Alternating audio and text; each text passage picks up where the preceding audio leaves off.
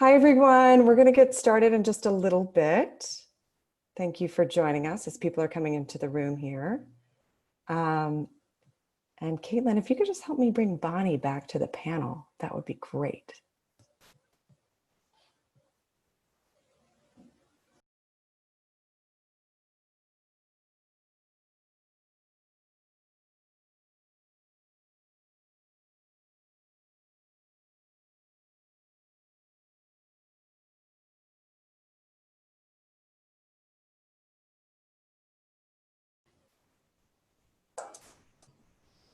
Okay, I think we're ready.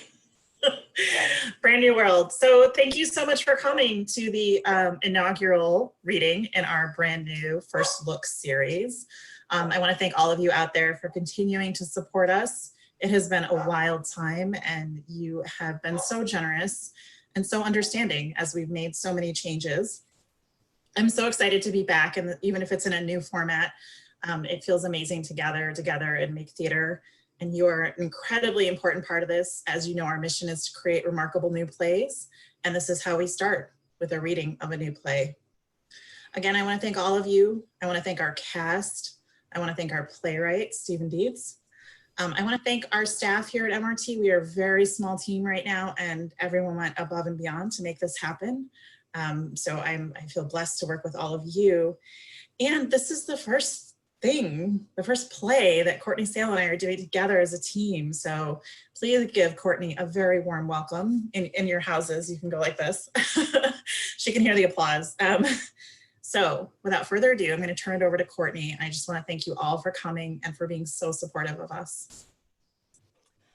Hi, everyone. I'm Courtney Sale. I'm the Nancy L. Donahue Artistic Director at MRT, and I joined Bonnie in welcoming you to our First Look series, and delighted that it's the opportunity to work with Steven Dietz and on this new version of Gaslight, Patrick Hamilton's Gaslight. We're going to read the full play tonight. So we'll go about, the first act's about an hour. We'll take a 10-minute intermission, and then the second act is about 45 minutes. If you can stay with us after, we're going to do a brief post-show discussion, and we'd love to have you stay with us here. If you have any questions as we're going through in terms of technical questions, the wonderful Caitlin Crockett is here, and she can help you. Just send a message in the chat and we will do the best we can. Without further ado, I am going to pass it over to this incredible cast of Gaslight. Hello, my name is Melissa Pereira, and I will be reading for Bella Manningham. Hi, I'm Chris Thorne. I'm reading Jack Manningham. Hello, I'm Gavin Lawrence, reading the role of Sergeant Ruff. Hi, I'm Sam Bowling. I am reading for Nancy.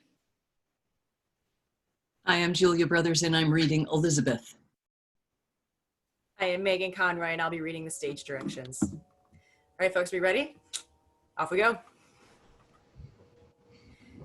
Patrick Hamilton's Gaslight, a new version for the stage by Steven Dietz. Time and place, the late 1880s, New York City. Setting, the living room of a gloomy three-story house on the east side. The house is a worn relic of a more abundant time. Sliding double doors upstage provide access to the hallway and front door. A stairway leads up to the second floor. A door at one side of the stage leads to a large walk-in closet. The gas lamps which light the room are prominently featured. Act 1, the Manningham home, 5 p.m. At rise, a clock is chiming the hour. Jack seems to be asleep in his upholstered chair. A newspaper lies on his lap. Bella sits in a simpler chair across the room. She is knitting. The lamps are not yet lit. Outside, the sound of a bell. Hearing the sound, Bella sets down her knitting. Being careful not to wake her husband, Bella moves to the bell cord in the room. She pulls the cord. Bella quietly tiptoes to her small secretary desk and removes a few coins from a drawer. Elizabeth, the senior maid, enters. Bella hands Elizabeth some coins and begins to whisper to her. What are you doing, Bella? Nothing at all, Jack. Enjoy your rest. Bella whispers again to Elizabeth, handing over the coins. You're doing something, Bella. Tell me what it is. No. I will not tell you what it is. Elizabeth nods and exits. Where have you sent the maid, Bella? Now, what makes you think I've done that? I know Elizabeth's footsteps. I know the sound of my own door. Well then, do you know the sound of the bakery man's bell? He's just outside with his push cart.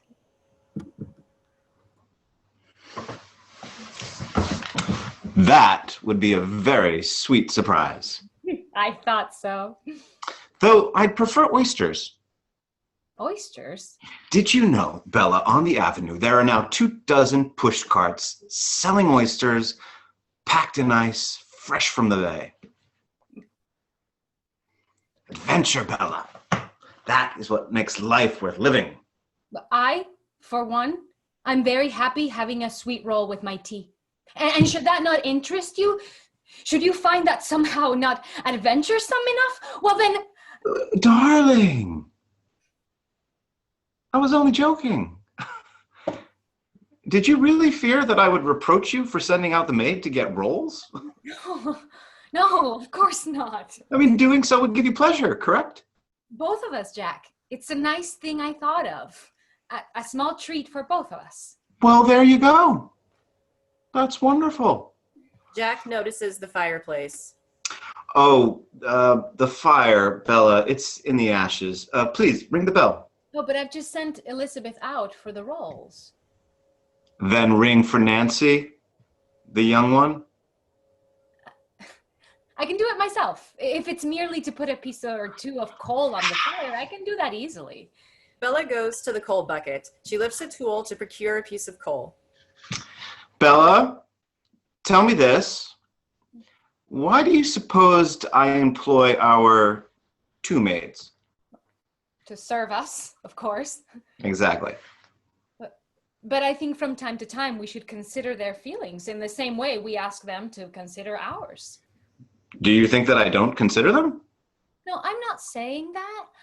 I mean, no, do I not consider Elizabeth to the tune of $23 per year? And the young one, Nancy, do I not consider her at the rate of $11 per year? That is nearly $35 per year of my consideration. Yes, of course. No, you're right. Bella pointedly sets the tool down. She pointedly pulls the bell cord. What's the weather doing? Oh, the fog is awful. I don't think you'll want to venture out. Oh, I may need to. We shall see. Knocking at the door to the room. Bella. Hmm? It's Nancy. Are you going to answer? Oh, yes, of course. Come in. Nancy enters. What is it, ma'am? Oh, your uniform, Nancy. It needs pressing. Oh, yes, I know. I'll get right to that. But I thought you rang the bell? No, she did ring the bell. We need some coal put on the fire. Like that piece of coal right there? Yes, that's what we need. Right away. Yes, indeed. Right away. Nancy lifts the tool and puts the coal in the fireplace. There we are. Thank you, Nancy. And you might as well light the lamps. This darkness in the late afternoon, it fills the room with such gloom. Yes, Mr. Manningham. Nancy lights the gas lamps in the room. You knit, Nancy? It's a fine hobby. Yes, I think I will knit when I'm much older. You're acting rather sassy today, Nancy. Do you have a secret to tell us? I'm sure that I don't.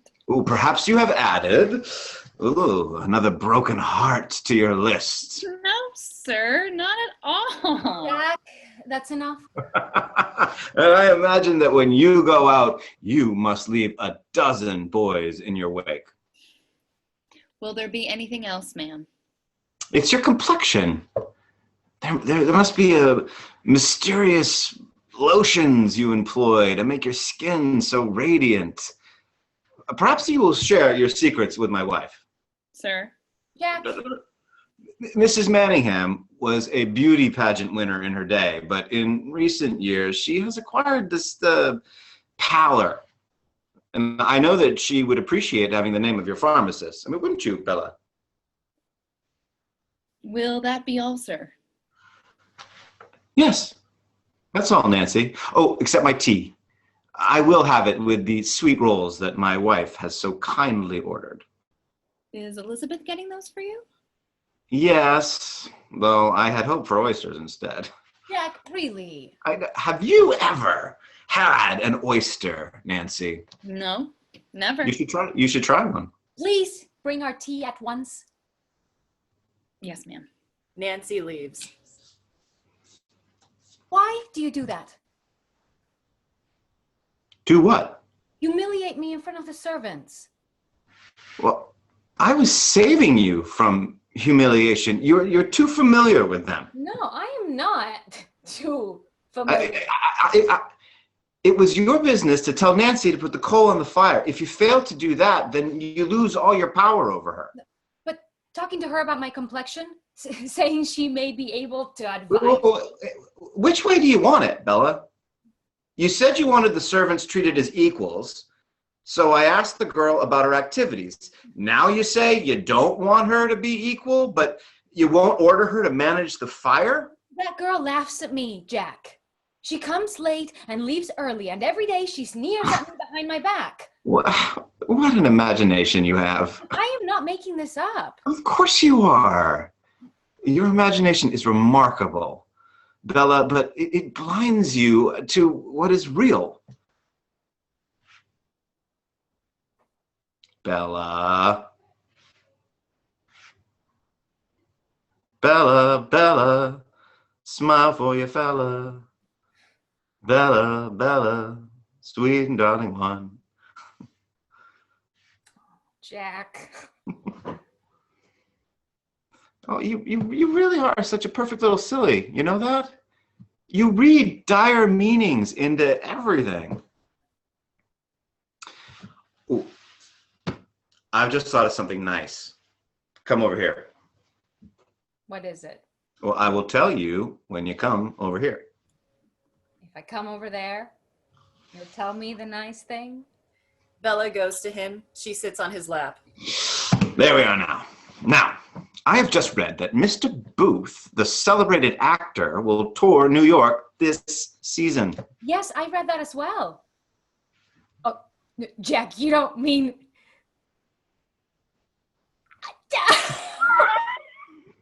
Are you serious? You take me to see Edwin Booth on Broadway? Not only will we see Mr. Booth, but since I know a man at the stage door, I will see that we are invited backstage. Oh, that's a perfect heaven. Do you really mean it? You're not teasing me?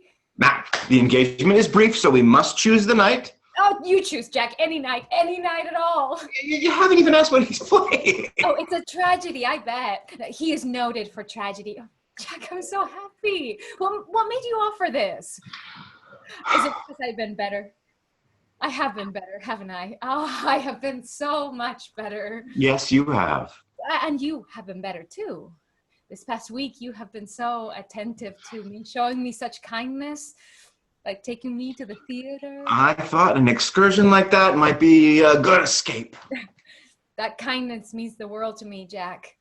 All the ghastly dreams I was having, they seem to have vanished. Well, that means that your medicine is working. No, it's not the medicine. It is the serenity of a clear and sane mind. I want you to understand that, Jack. Don't I seem to? Yes, but... Haven't I just said that I'm taking you to the theater? Yes, you have, and you have made me so happy. Knocking is heard at the door to the room. Come in. Nancy enters with a tray containing the tea service as well as a covered plate. No, Nancy, not there. We will have our sweet rolls on the table today. All right then. Here we go. Nancy sets the covered plate on the table. Did you know, Nancy, that Mr. Manningham will be taking me to the theater? Well, good on him. Tell me, if you were to see a play, would you wish for a comedy or a tragedy? I like a big old bang-up musical. Lots of loud dancing, maybe a dog act in the middle. Well, that shows that you are common. We will be seeing the great Mr. Edwin Booth. Oh, the brother of the shooter. Mr. Booth is the greatest tragic actor in the world. Sure. But can he play the zither? Make a bird appear out of his mouth? How dare you? Well, maybe the girl is right, Bella. Perhaps a musical would lighten your mind. Oh, there's something in here called Tita in Tibet. That sounds like it might fit the bill. Listen to me, both of you. I deserve a tragedy, and I shall have one. Thank you, Nancy. That will be all. Nancy does an impudent curtsy towards Bella and then leaves. I don't know why we employ her, Jack. She finds a way to torment me every day. Sneaky little things that you would never see, but they are there. It serves her right that I am going to the theater and she's not. She is not your rival, Bella. She is your servant. You're right. I have been too familiar with her. From now on, I will put my foot down. Ha-ha! Hear, hear! Now, you are now properly emboldened. I must offer to take you to the theater more often. Yes, you must. Now, let's sit and enjoy our roles. Here, the perfect table for two, you on one side, and me on the other. There we are. What could be better?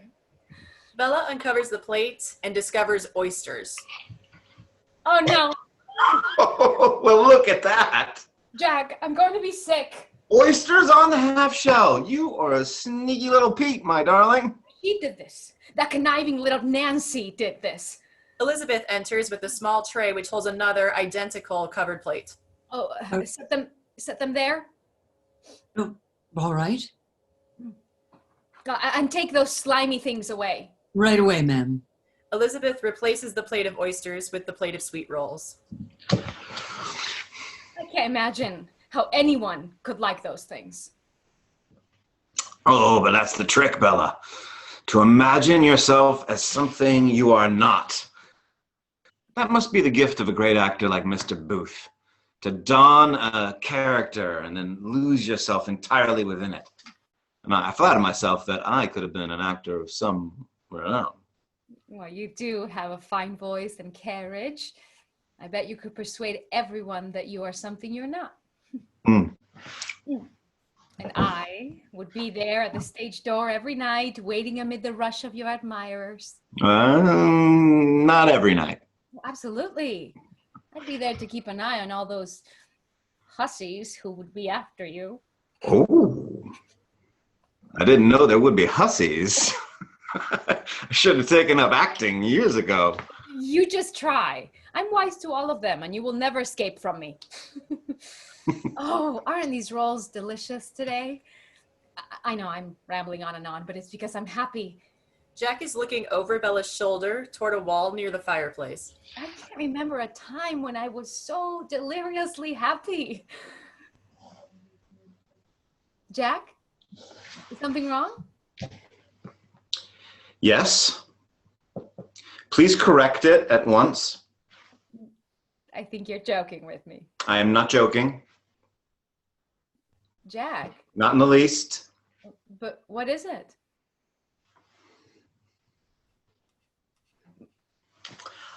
I will turn my back and I will look away. And while I am doing so, please correct the situation. What on earth has happened? Look, there, at the wall. Do you see that something is missing? Oh, yes, the portrait. The portrait of my father has been removed. Please retrieve it from where you have hidden it and replace it at once. But I didn't hide it. Then where is it, Bella? I have no idea. I haven't touched it. Someone else must have come in and moved it. Someone else? Do you mean that there are people in this house who are playing tricks on you? No, not at all. I only... Oh, okay, well, let's see, shall we? Jack starts for the bell cord. No, Jack. You don't need to call the servants in. Jack pulls the bell cord. We can work this out on our own. Let go of me, Bella. Jack opens the door. Elizabeth enters. Come in, Elizabeth, and please shut the door. What is it, sir? It's just a simple question. I would like you to look around this room and tell me if you see anything amiss. Nothing out of the ordinary. Keep looking. Only the portrait. The painting of your father has been taken down. And tell me, was that portrait hanging in its place when you dusted the room this morning? Yes, sir. But it is gone now. Why is that? I have no idea. I assume it's being cleaned or perhaps reframed. You assume. It's your painting, sir. I expect you know where it is. But I don't, Elizabeth. It has been removed without my consent. What has happened? Has there been a theft? No, nothing of the kind. We should contact the police. There is no need to involve the police. What has happened is that the painting has gone missing, and you claim to have no idea where it's gone. That's correct. Jack removes a Bible from a shelf. Would you swear on it? Would you swear on this holy Bible? I have given you my word, sir. I will require more than that. Would you swear on this Bible that you did not move that painting? Elizabeth puts her hand on the Bible. I swear. And would you kiss the Bible? Pardon me? To settle the matter once and for all, would you kiss the Bible as a sign of your truthfulness? Sir. Or are you lying to me? No one dare call me a liar, sir. Elizabeth kisses the Bible. Very well. Thank you, Elizabeth. You may go. Please send in Nancy at once. Elizabeth exits. Jack, please stop this. I will confess. I did it. I took down that portrait and I hid it away. There, let that be the end of it. Nancy enters. Elizabeth said you wanted me. Yes, Nancy, I want you to look at the wall behind you. Do you notice anything missing? The painting. That's right. Don't know who'd want it, though. It's not the most flattering thing. I'm not interested in your views on art, Nancy. I would like to know if you took the portrait down from the wall. No, of course not. Did she accuse me of this? I did nothing of the kind. Nancy, I must have your solemn oath that you are telling the truth. And to that end, I will need you to kiss this Bible. Nancy stares at Bella, then Nancy kisses the Bible. What's that? Thank you, Nancy. Should I kiss it again? No. That is all. You may go. Well, that settled it. All evidence points to the fact that... No, give me that Bible. Give it to me and let me kiss it. Bella grabs the Bible from Jack and begins kissing it. There. I am kissing it, do you see? There's your evidence. There's your proof. For God's sake, Bella, must you commit sacrilege It is too? not sacrilege. It is truth. I swear before Almighty God that I never touched that picture. Then you are mad.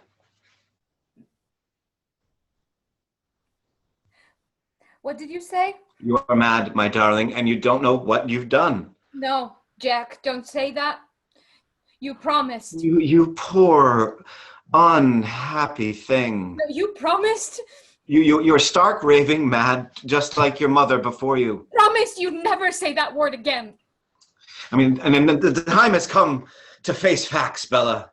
I have done all that I can, but I am not an expert. I am not a doctor. You are my husband. And because of that, I am no longer equipped to care for you. Please, Jack, if I am going the way of my poor mother, you must treat me with kindness.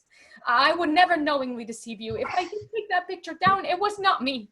It is my illness that makes me do these things. And the other items, my keys, and my cufflinks, and my handkerchiefs. All those things. When they have gone missing, I did not know I had done it. These are innocent acts of mischief and nothing more. Watch. I am sure we can find the painting. It's nothing that logic cannot solve. Had it been taken out of the room, someone would have seen it come and go. It must be within these walls.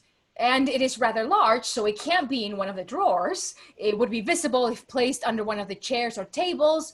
Thus, it would have to be placed vertically. It would have to be hidden. She goes to a bookcase and looks behind it. Here. And yes, here it is.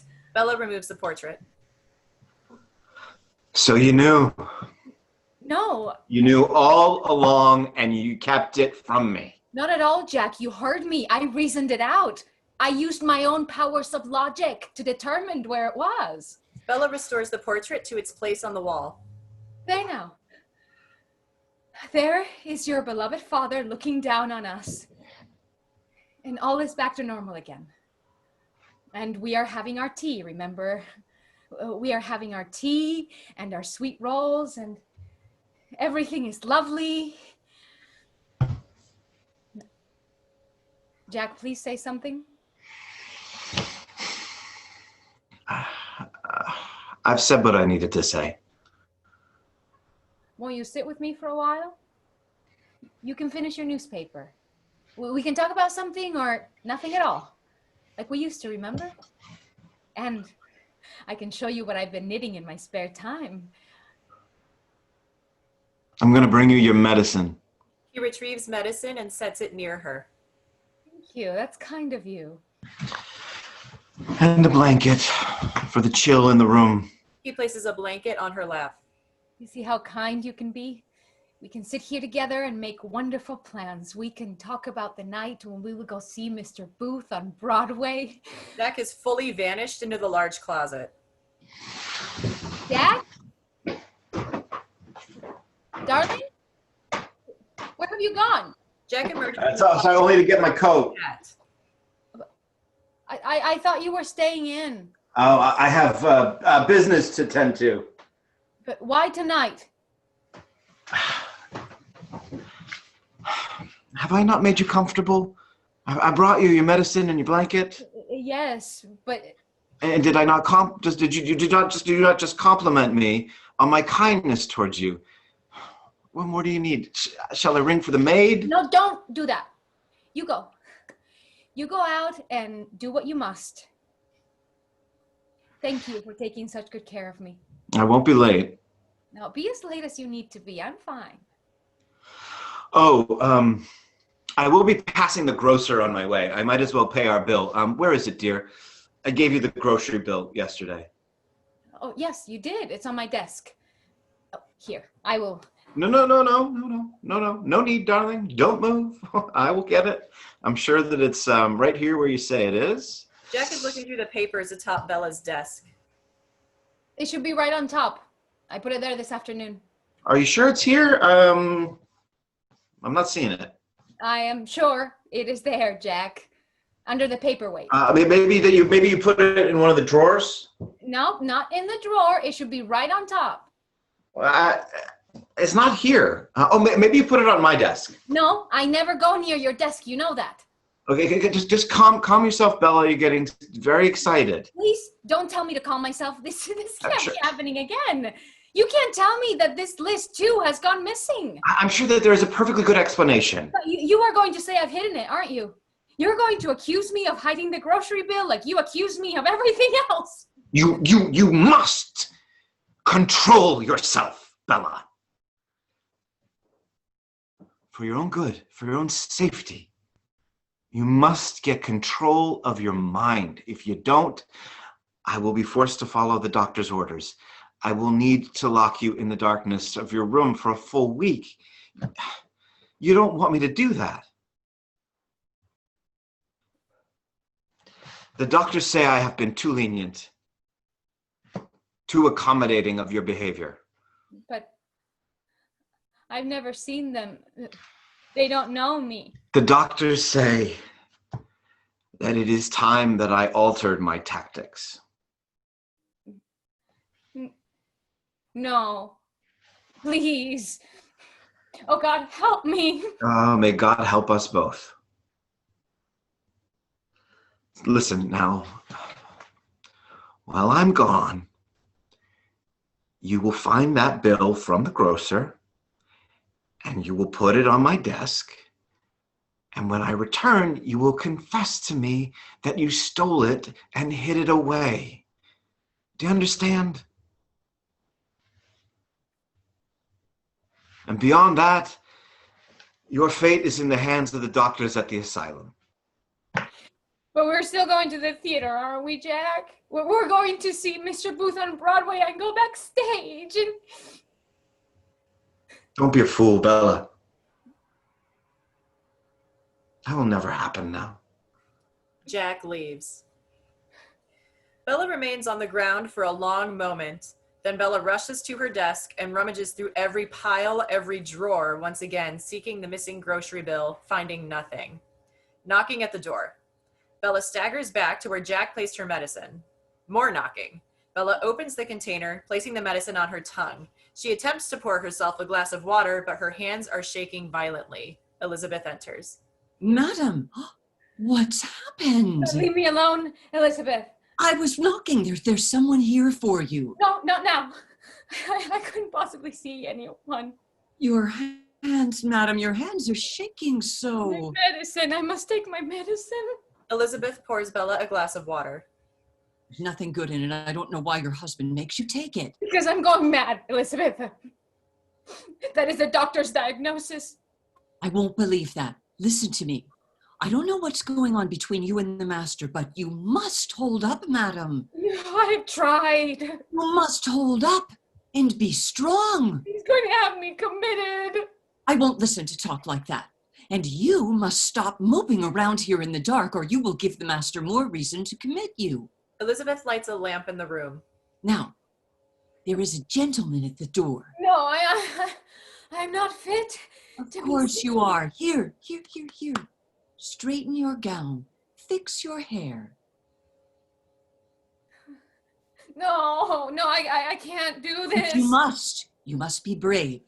I will call this gentleman in and you will speak to him. But Elizabeth. Elizabeth has left the room.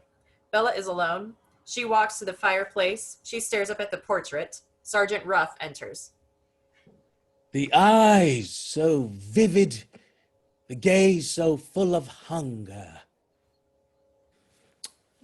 I assume you knew the man depicted in this painting. No, that is my husband's father. I never met him. The resemblance is uncanny. Oh, do you know my husband? Ruff is taking off his hat. You are Mrs. Manningham, I believe.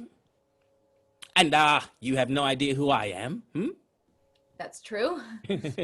Why, you are rightly wondering, is this aged carnival of a man standing in my home?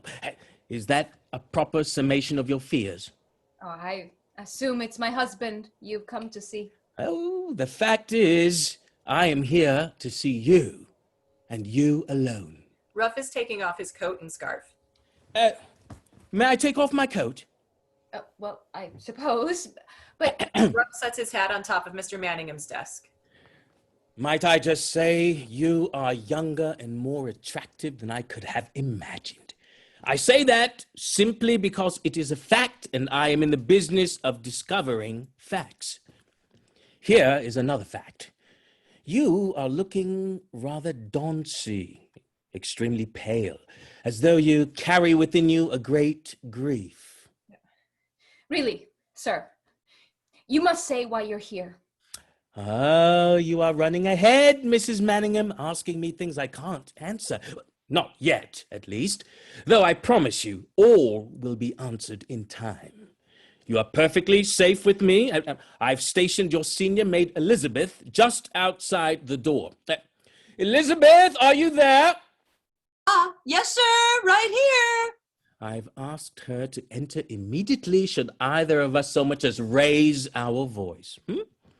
Here is my hand. I wonder if I may take hold of yours. Bella extends her hand. Ruff takes her hand in his. Now, I want you to determine if you are looking at someone to whom you can give your complete faith and trust. As you said, you're a stranger to me. And that's all you can see for now, I understand. Just as I can only see a woman who has traveled down a path of sorrow and doubt for a very long time. You speak like a doctor.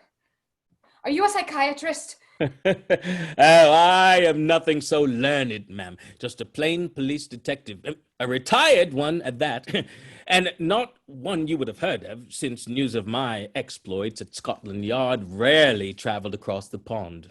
Scotland Yard in London? Had you been on my side of the Atlantic, you might have heard of the man who hunted down the Camberwell dogs and who, most famously, brought Sandham the Throttler to justice. I know that case. It was in the papers here.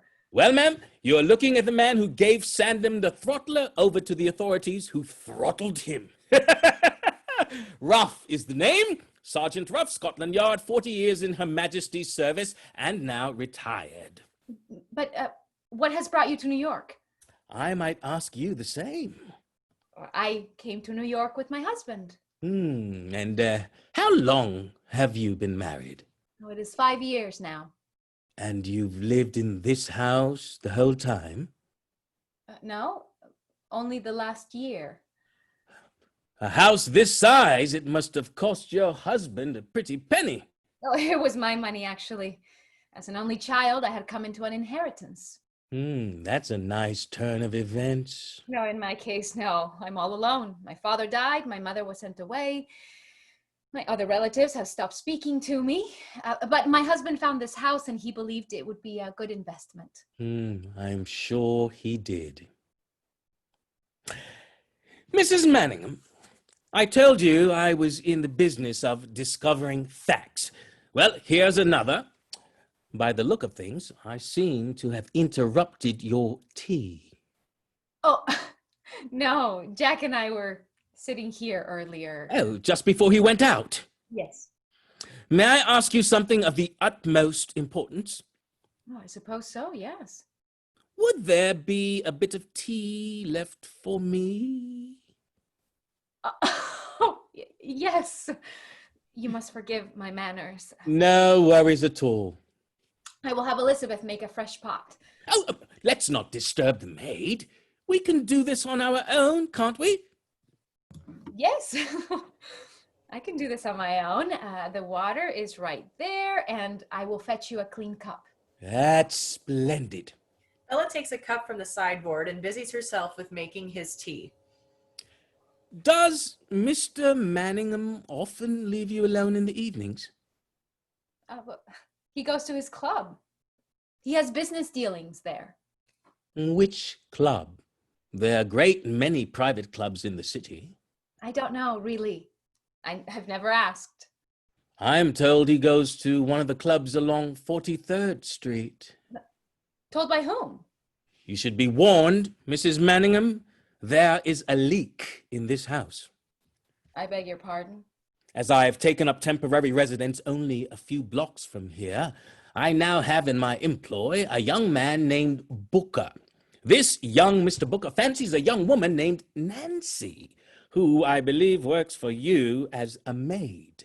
Yes, she does. Let me assure you that nothing happens in your house that Nancy does not tell Booker, and that Booker does not tell me. I knew it!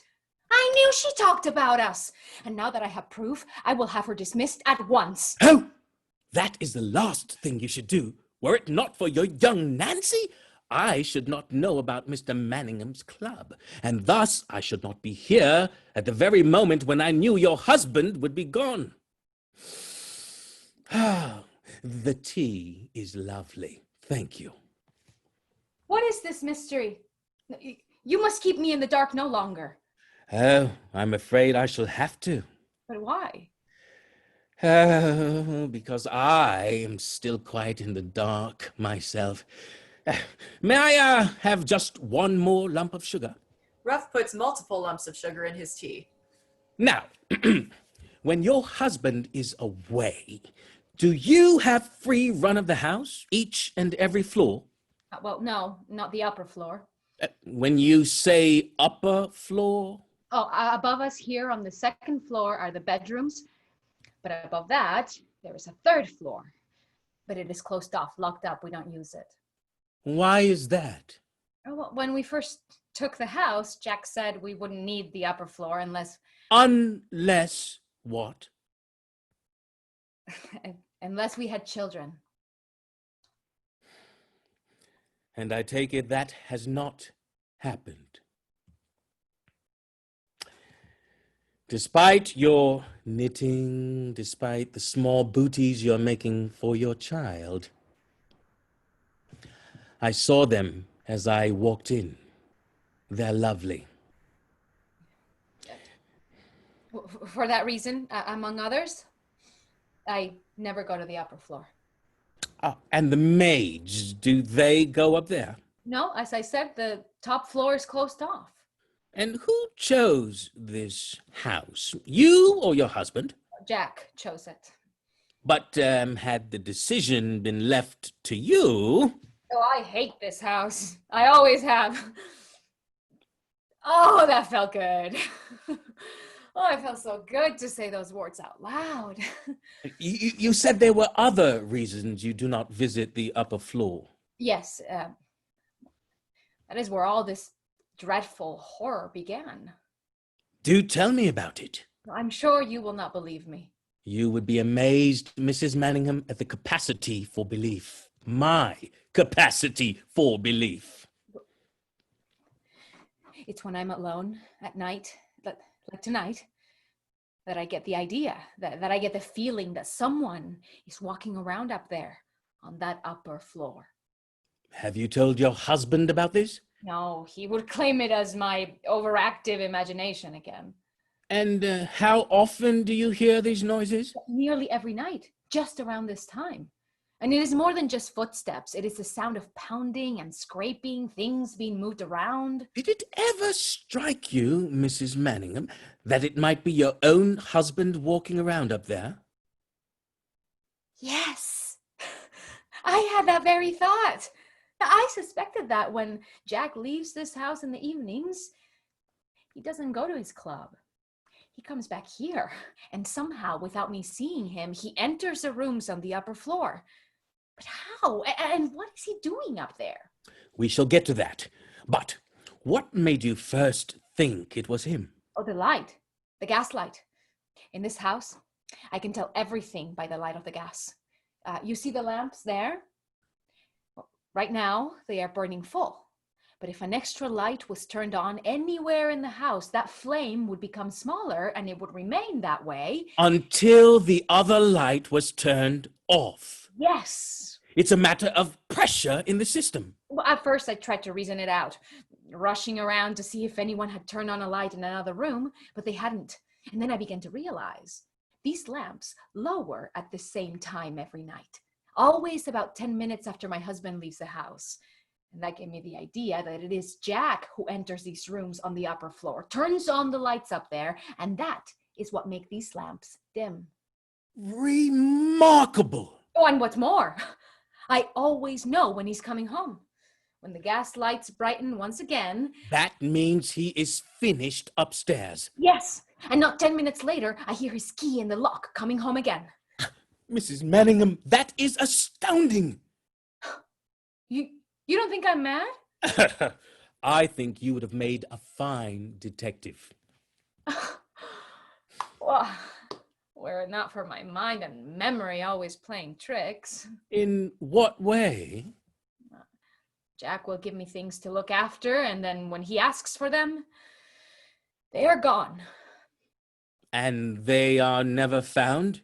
Oh no, it is worse. They are found amid my things, in my closet or in my desk, and I have no memory of putting them there. Just tonight, the grocery bill went missing, and that portrait there of Jack's father, it had been taken down from the wall and hidden. By whom? By me, I assume. Oh, but I have no memory of doing it. I live forever now in a world of doubt, not knowing what's real and what I have invented. Even now, even you, Sergeant Ruff, standing before me in this room, are you really here? Or have I invented you as well? Are you a dream? Has our entire conversation been nothing but a dream? Let me assure you, this is not a dream. You are wide awake, and I believe you could do with a little medicine. No, I have already had my medicine. Jack makes me take it, though I detest it. Oh, I am speaking of a different medicine. I may require a dose or two myself. Might you have two glasses? Something like a tumbler would be best. Yes, of course. But You see, the medicine I propose has been employed by humanity for ages. From his coat, Ruff produces a small bottle of whiskey. And the many cures it offers, among the many cures it offers, is the temporary removal of dark fears and doubts. you are speaking of whiskey. Good Scotch whiskey, madam, pure ambrosia, liquid courage. Ruff takes the glasses from Bella and pours whiskey into each. Oh, no, I couldn't. Oh, just a small amount? Here we are. But I cannot drink whiskey. Oh, you underestimate yourself, Mrs. Manningham. You've no idea what you're capable of. Not yet. Ruff hands her a glass. He clinks her glass with his. To health and to courage. There. Was that so nasty?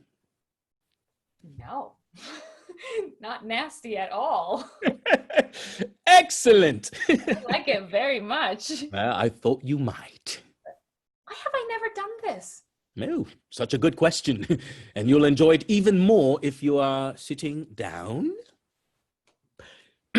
Now, I wonder if you ever heard of a woman named Alice Barlow.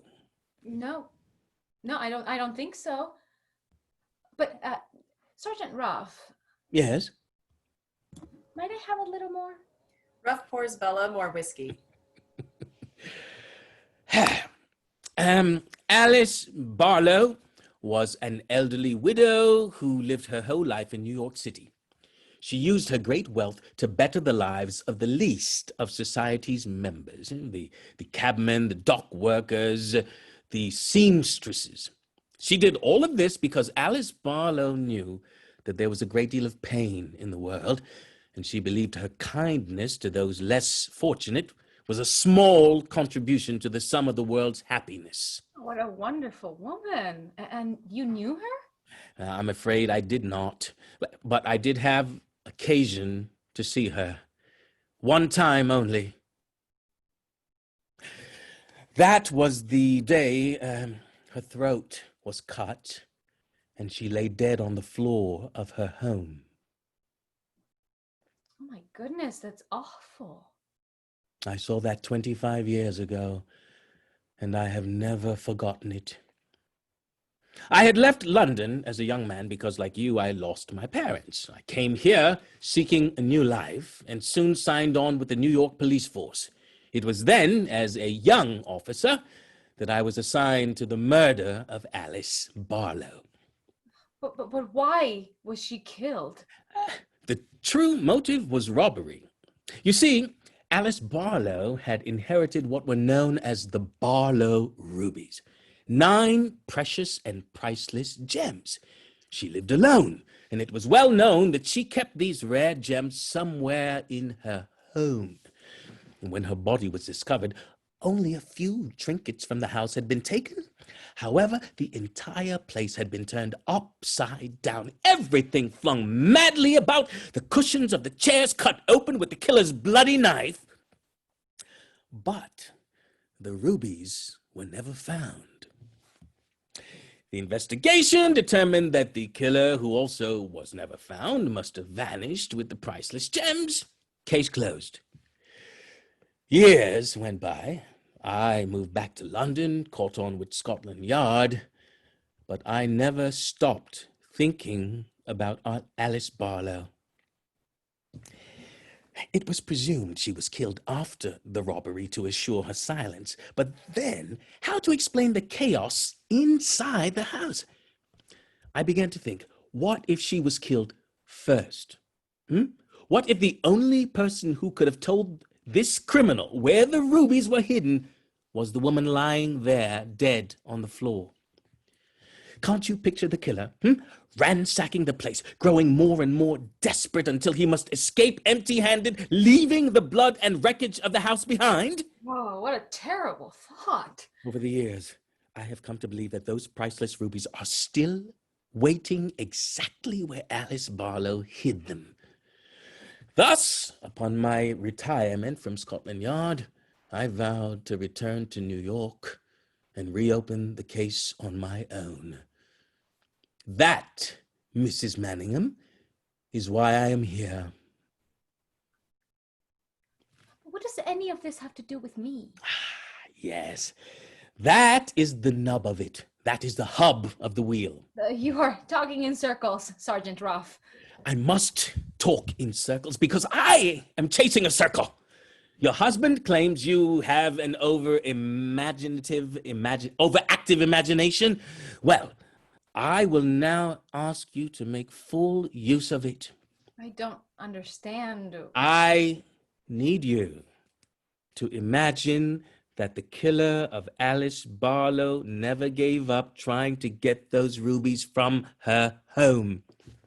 Can you do that? Yes, possibly, but... Can you imagine that he waited years for his chance, went abroad, got married, allowed the case to vanish from the public's memory, only to circle back and renew the search that he began on that terrible night? But how would he do that without being caught? Indeed, he would need constant and unquestioned access to the house. The gas lamps suddenly grow dimmer. Oh no, there it is. What's wrong? He's come back. Look at the light. See there? Just as I said, the light has gone down. He's in the house. He's on the upper floor once again. That is perfect. But what are you saying? Didn't you say the lamps will brighten once again when he leaves the upper floor? Yes, but... Then we know exactly how much time we have together. The lamps shall be our warning. And while he is up there searching, we shall formulate a plan. Up there searching? What does that mean? Oh, don't you see, Mrs. Manningham?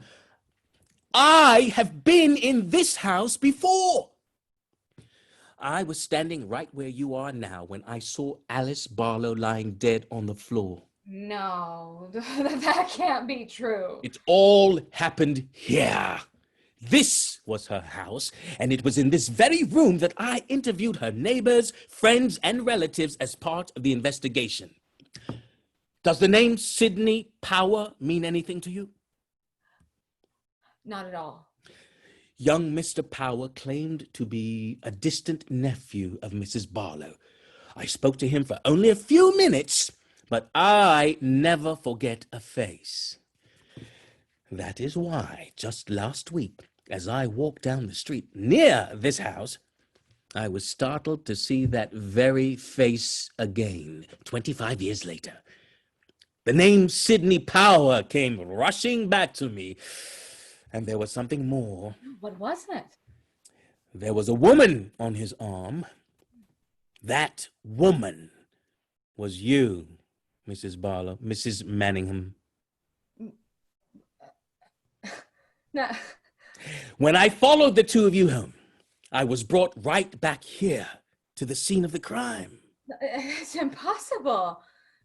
That man cannot be my husband. That man is, in fact, a maniacal criminal who murdered Alice Barlow in this house 25 years ago. Being foiled in his search for the rubies, he waited, moved away, changed his name until finally, years later, with your help and your money, he could acquire this house and begin his search. No, I won't believe it. Every night, for 2 weeks, I have watched Sidney Power disappear into the alley, climb the fire escape to the roof, and enter the upper floor through a skylight. Once there, he begins his nightly work, which you yourself have heard. Even if that were true, at some point I would find out. Yes, At at some some point. I would catch him in the act. Unless he got rid of you. Unless he was able to slowly and systematically drive you out of your mind. No. Then he could search the house with impunity. Oh, this can't be happening. Elizabeth! You are lucky that he is not your legal husband. What did you say? Your marriage to him is a sham, or more accurately, a crime in the eyes of the law, since he remains legally married to a woman in Australia. Australia? Sidney Power is full of secrets. He is also a creature of the night, haunting the stage doors for young actresses. Bella rushes to the bell cord and pulls it. Elizabeth! Prowling his way through the low resorts and sinful shadows of the city. No, that's not true. You're saying this to hurt me. I am saying this to free you from obligation. Don't you see? You owe him no allegiance. Your Jack Manningham is nothing but a dangerous stranger and a vicious killer, and you alone can bring him down. Elizabeth opens the door. I'm here. Is something wrong, ma'am? No. But you called for me, ma'am. Yes, but I believe I can do this on my own. Elizabeth stares at Ruff. Ruff nods. Elizabeth leaves the room. What is it you need? Confirmation of his true identity. To make the case against him, we must have evidence that links your Jack Manningham to my Sidney Power. Where does he keep his personal papers? Well, that desk there, that is his. Excellent. But the main drawer, it is always locked. And he alone has the key? Yes, of course. Then we must have a look inside. Ruff moves a ring of keys and a small toolkit from his coat. Do you know, Mrs. Manningham, one of my great regrets is that I never became a professional burglar. I think it would be a lovely occupation, working alone with little tools in a quiet room. If I'd started early and trained properly, I believe I could have made quite a go of it. Ruff is trying a series of keys in the lock. Oh, he will know we've gone through his things. Not if we are clever, and there is nothing so clever as a key. But he's right upstairs. Ha! Oh, not that one either. I fear this lock will need to be picked. Oh, no, please. And I will take great pleasure in that. Would you mind if I took off my jacket? I find I do my best work in my shirt sleeves. There we are. I bet you did not expect me to be wearing such a saucy shirt. Now, let's see which tool can properly trouble this lock. Ruff begins picking at the lock with the tool. The flame on the gas lamps grows taller. No. Look, What is it? the lamps. He's coming back. He's finished upstairs. There is the warning we've been waiting for. We must make haste. Ring for Elizabeth at once. Bella pulls the bell cord. Hurry, Sergeant Ruff. He will be here any moment. Only if he's a magician. He can't be round to the front door in less than 5 minutes. Elizabeth enters. Elizabeth, are you willing to help your mistress? Yes, sir, of course. Help her blindly while asking no questions whatsoever? Yes, sir, I am. Good. Then tell me this. If you were asked to hide an old police detective in your home, where would you do it? Yeah, but you can't hide in the house. He will find out. He would have to be on this floor. There's nothing suitable upstairs. Oh, perhaps the kitchen. No, Nancy is in there with Mr. Booker. How about the closet? No, Jack uses that wardrobe every night. Show it to me. It's right here through this door. It's quite large. You'll see it goes all the way back. Ruff disappears into the closet. Oh, Elizabeth. Tell me I'm dreaming this. Not at all, ma'am. You must listen and do what he says. Ruff emerges from the closet. Perfect accommodation. Now then, we must remove any evidence of my presence. I shall get my coat and scarf. Do not forget our whiskey glasses. But you must hide if you're going to hide. And my teacup as well. Ruff is peeking out a window. Oh, yes, he's coming this way, right on time. He is coming this way. Elizabeth, you must invent something to tell your master. Tell him I had a bad headache and retired to my bed. Yes, That's perfect. Now, let's turn down these lamps. Elizabeth does so. You, Mrs. Manningham, must go upstairs this instant. Do not leave your room till I call for you. But then what? What is your plan? I have told you everything I know. That's not enough. It will have to be.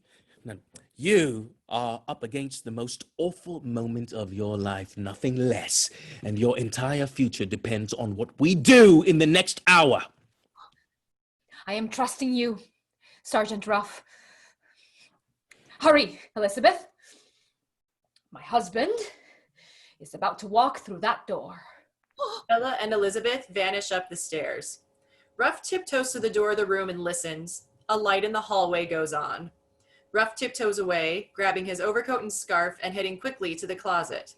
At the very moment Ruff is about to vanish into the closet and shut the door, he reaches for the hat atop his head, but it's not there. He looks and sees his hat sitting atop Mr. Manningham's desk. As Ruff steps out of the closet to fetch the hat, Jack enters the room, and Ruff pops back into the closet. Jack moves to the lamps and brightens the room. He pulls the bell cord. Jack checks his pocket watch. Impatient now, Jack steps back out into the hallway. Nancy? Elizabeth? Where are you? Is there nobody here? And during this very brief moment, Ruff opens the closet door, tiptoes fully across the room, and retrieves his own hat. Heading back to the closet, Ruff grabs one more lump of sugar from the bowl and pops it in his mouth. Jack now steps back into the room, and Ruff vanishes into the closet. Lights rush to black. End of Act 1.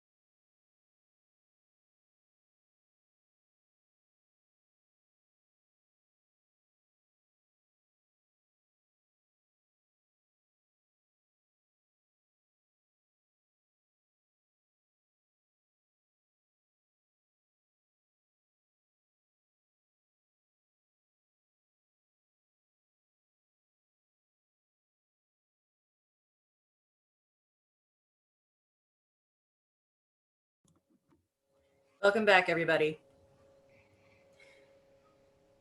Act 2, Scene 1, the Manningham home, 6 p.m. The action is continuous. Jack stands just inside the door. Elizabeth appears, coming down the stairs. Elizabeth, there you are. I rang the bell. I was seeing to Mrs. Manningham. She's gone to bed with a terrible headache, sir. Then we will have to be quiet like cats. Can you do that, Elizabeth? Can you sneak about as quietly as a little cat? Well, I'm not sure, really. Well, why have you not cleared away our tea? Oh, I was just about to do that, sir. As for your supper, what will you be having? I will have my supper out tonight. I've only come home to change my collar. Elizabeth looks quickly at the closet. Jack takes off his jacket. He begins undoing his collar. Should I get you a fresh one, sir, from your closet? Do you know where my collars are kept? Yes, of course, sir, on a shelf in your wardrobe. Why don't you sit for a minute and I will just... But do you know the sort of collar that I want to wear tonight? Why, yes, I think I do know the sort of collar. Then you know a great deal more than I expected. But a man must choose his own collar. Jack opens the door to the closet and walks inside. Nearly 15 seconds go by as Elizabeth stands frozen, staring at the closet. Not a sound is heard. Jack reappears, wearing a fresh collar and carrying a colorful necktie.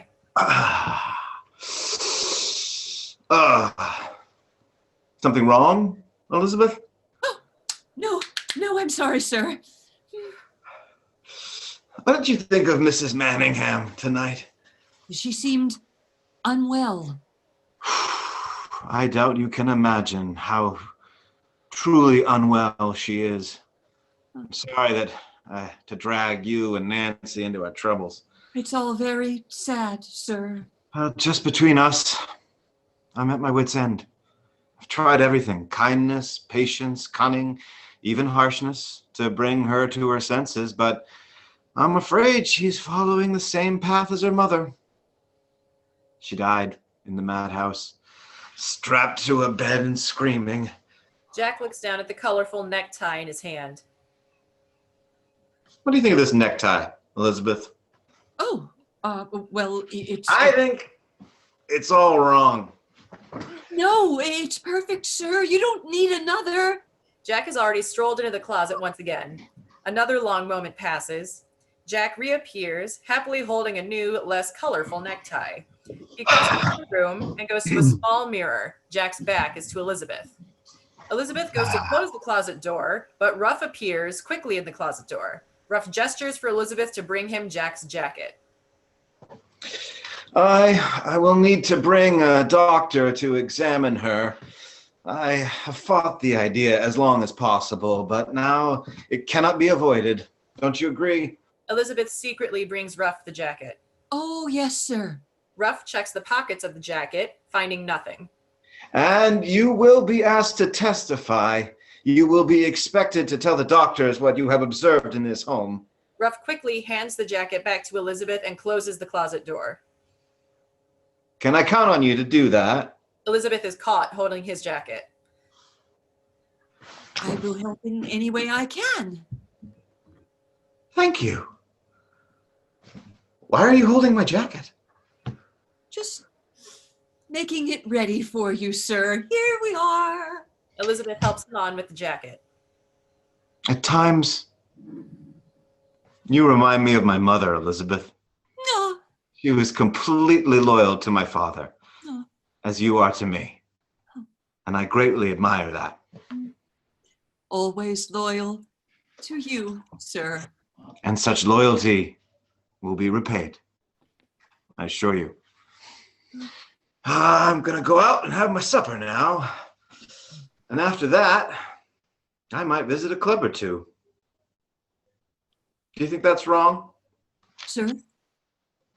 With my wife ill in bed. Do you think it's wrong of me to go out on the town? What I think, sir, is that you should get all the pleasure you can while you can. Good night, Elizabeth. Jack leaves. Ruff appears from the closet. He's holding his toolkit. Ruff has replaced his own necktie with the colorful necktie that Jack discarded. It's true. You will be repaid, Elizabeth, but not the way he thinks. We must get back to work. Please tell Mrs. Manningham to come down. Yes, sir. Bella is coming down the stairs. What did he want? Why did he come back? Only for a change of clothes. Oh, wait. You've changed ties. That tie belongs to Jack. Yes, and I rather fancy it. Goes nicely with my saucy shirt. Ruff carries his toolkit to the desk. Now let's have another look at this bugger. We shall need more light. Elizabeth turns up the lamps. What if he comes back again? There's no lamp to warn us now. I had that very thought, but that's the risk we've got to take. A door slams. See what that was, will you? You should not be doing this. Elizabeth goes to the window. It's only Nancy. She goes out at this hour. Ruff now works on the lock with a series of tools. Was a young Mr. Booker with her? Yes. And she uses the front door to come and go? Oh, yes. She behaves as though she were the mistress in this house. And yet your husband keeps her on. Why is that? I don't know. I don't want to know. Oh, this drawer is more stubborn than I expected. We're going to have to force it. Ruff heads towards the fireplace. But he will know that you went through his things. Ruff lifts a serious metal poker. This is the point of no return, Mrs. Manningham. If we go back now, we are lost. We must force this lock and gamble on finding something. What will I tell him when he comes back and discovers that... I have no idea what you will tell him. I only know what will happen if we fail to convict him and you are left alone to be the victim of his will. Is that what you want? Ruff lifts the poker. Now, do we gamble or do we give up? Force it. That's the ticket. Go, force it. Force it now. Here we go. But be quick about it. Ruff uses the poker to pry open the drawer in the desk. A loud splintering sound is heard. Well, that splintered quite badly. Let's hope our gamble has paid off. Ruff begins to go through the items in the drawer. All manner of things, but it is papers we are looking for. Anything that will tie him to the name Sidney Power. That key there. That's mine. He accused me of losing it. All part of his game. And that watch. That is mine as well. Yes, but we are looking for documents, identification. Bella removes something from the drawer. And this. Please, Mrs. Manningham, you must allow me to do my work. She holds up a large brooch. But this is my brooch. It was a gift from Jack. It's been missing for years. I remind you that we are looking for more than trinkets. But he is the one who hid them. Here are papers deeper in the drawer. Is there a grocery bill there? A what? The one he accused me of hiding? No, I see nothing of the kind, only these personal letters. Bella grabs a bundle of letters from Ruff. They are all addressed to me. Yes, but we are looking for the name Sidney Power. Bella is opening one of the letters. These letters are from my cousins, my aunts and uncles as well. There will be time to read your family correspondence later. Now, They did not approve of me marrying Jack or moving to New York, but I wrote to them. I wrote to them every day, and I never heard back. Jack said they resented my inheritance, that I should assume they were dead to me. But here, listen. Dear Bella, we are overjoyed to hear from you. We miss you and hope you'll come back for a visit very soon. nothing here. They wanted to see me. Nothing and still more nothing. They wanted me back, but Jack hid the letters away. Nothing at all that identifies your husband as Sidney Power. We have lost our gamble, I'm afraid. You made me a promise, Sergeant Ruff. Have no fear. I was in a tighter corner than this with Sandom the Throttler. Keep an eye on the window, Elizabeth. Yes, sir. Elizabeth goes to the window. You and I will put these things back as best as we can. Bella hands him some of the papers. Good. Now, I'll need your letters, all of them. No, please, I cherish them. This is no time for nostalgia. Let me at least keep one of them. You are the one who said we must leave no sign of our intrusion. The letters, please. Bella hands Ruff the bundle of letters. He restores them to their place in the drawer. There we are. And at last, your brooch. Bella hands him the brooch. A nice trinket, all right. When did he give you this? Soon after we were married. Now, even though I knew it was secondhand, I loved to wear it. I fear everything about your husband was second-hand. Ruff puts the brooch away inside the drawer. All right, we have covered our tracks. Ruff closes the drawer. I'm afraid our locked drawer is a bit worse for the wear, but it will have to do. Ruff lifts the fireplace poker. Here you are. Elizabeth, here you are, Elizabeth. This can be put back where it belongs. Elizabeth comes to take the poker from Ruff. However, Ruff does not let go of it. What is it, sir? Sergeant Roth? Your brooch. How did you know it was secondhand? Oh, there's an inscription inside. Just a few words written by someone else, intended for someone other than me. Ruff reopens the drawer. Can you show me? Bella removes the brooch. I was a bit heartsick at first to learn it was secondhand, but I liked the brooch so much that I said nothing. But the inscription you mentioned, where is it?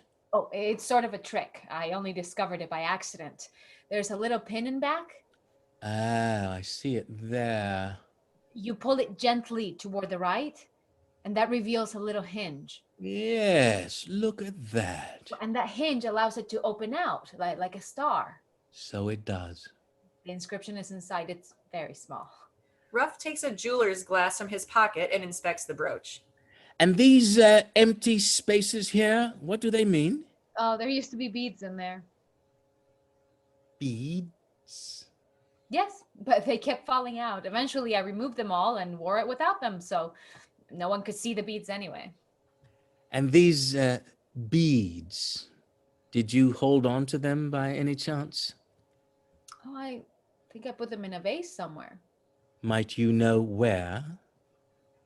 On the mantle, I think? I'm not sure. Can you check? Bella goes to a small, ordinary vase on the mantle. Bella turns the vase over and catches some small items in her hand. Yes, I remembered correctly. That's a good sign. There should be 9 of them total, judging by the spaces here in the brooch. Oh, here they are. No, all 9, in fact. May I see them? Bella puts the items in his hand. I know, they are only beads. Ruff looks with his jeweler's glass. But I thought they were so pretty. I meant to have them restored, but then the brooch went missing. And the inscription here, did it never make you curious? To my beloved A.B. from your adoring husband, 1851. I'm afraid I don't understand. Mrs. Manningham, I must ask you something. Have you ever been embraced by an old police detective in his shirt sleeves? Well, no. Then I must warn you, it is about to happen. What do you mean? The Barlow rubies have been found! Each and every one of them. Ruff embraces Bella. He spins her. He dances. No, it can't be. I thought they were only beads. Yes, that is the beauty of it. And they were in that old vase the whole time? That is the cunning of our beloved A.B. Alice Barlow! She hid the rubies inside this brooch, inside a common trinket she wore every day of her life. But what made you remember? When I was first on the case, I studied portraits of her. In each portrait, she was wearing that brooch. 25 years later, and I still remember that. Ha ha! Oh, am I not a wonderful man? And I've had her brooch the whole time. Yes, given to you secondhand because Sidney Power could not resist a little common theft while he hunted the big game. Well, it is I who am after the big game now. Ruff is packing up his tools and putting on his jacket. Are you leaving? Indeed I am. But why? Because I am going to move heaven and earth, Mrs. Manningham. I am going to do it tonight if I can. What time will your husband return? He's not usually home till 11, is he? Seldom before. Let's hope that's true tonight. I shall need my coat and hat, Elizabeth. Right away, sir. That should give me just enough time to notify the chief of police. When I told him I was coming here tonight, he reminded me that reopening the case would require new evidence. Ha ha! Well, now look at our treasure trove. Justice at last shall be served. Ruff puts the rubies inside a small leather pouch. The Barlow rubies will be safe with me. For its part, the brooch must be returned to its hiding spot, exactly where we found it. Bella returns the brooch to the desk drawer. Very good. Ruff takes his coat and hat from Elizabeth. Thank you, Elizabeth. Now, close the drawer, Mrs. Manningham. But Bella does not move. Did you hear me? You must close up the desk and go to your bed. And do not come back down until I call for you. That is very important. Mrs. Manningham, do you hear me? No. No, don't leave me. You cannot leave. But I must. I've told you. I have just had a terrible feeling. I have a feeling something bad will happen if you leave me. I'm afraid I will lose my courage. Your courage shall prove unshakable. You must trust me on that. Ruff closes the desk drawer. We are almost to the end. And if you will help us get there, you will never need to see that man again. Ruff leaves quickly. Lights rush out. Scene 2, later that night, 11 p.m. A clock is chiming the hour. Jack enters from the hallway, leaving the door open behind him. Jack goes to the bell cord and pulls it. Nancy is seen in the hallway, trying to hurry past the door. Nancy? Is that you? I can see you there in the hallway. Nancy peeks her head into the room. Are you just coming in now? Yes, sir. Just like you. Do you know what time it is? After 11, I think. Well, I've just rung the bell, Nancy. Oh, I didn't hear. I have rung the bell because I am home and I would like my shortbread and brandy. Doesn't your wife usually leave that for you? She does, but there is no sign of her. It seems that the entire house is either fast asleep or just coming home, and no one has managed to leave me my shortbread and brandy. Elizabeth said the missus went to bed with a headache again. Do you ever recall a time, Nancy, when Mrs. Manningham did not have a headache? No, sir. Not a one. And would you be willing to attest to that fact? Would I kiss a Bible again, you mean? Yes. It must be very hard what you're going through. I don't need your sympathy, Nancy. I need my brandy and shortbread. And after that, I will need you to wake Mrs. Manningham and bring her down here, no matter how much she resists. It would be my pleasure. Nancy leaves. Jack moves into the room. He checks himself in the mirror. He goes to the lamps and lowers the light. Nancy returns carrying a tray. On the tray is a small plate of shortbread, a decanter of brandy, and 2 glasses. Nancy has taken her coat off. She's wearing a rather provocative dress underneath. Here we are. It's dark. Should I turn up the lamps? They are just as I want them. Well, sir, have your nightly needs been met? You know, Nancy, you are given a great deal of latitude in this house. How do you mean? The ability to use the front door, to come and go at night, I mean, it's something that will get noticed. I don't care who notices. But we must keep up appearances, you and I. Do you understand? Like serving me while you're out of your uniform. Shall I go and change, sir? No, don't do that. I can take this off. Just a word. He lifts a piece of short bread and bites into it. He looks at the brandy on the tray. You've brought 2 glasses by mistake. I will only need 1. Nancy slowly reaches down in front of him and removes the second glass. My apologies. Nancy turns to leave. Where were you tonight, Nancy? Out with friends, that's all.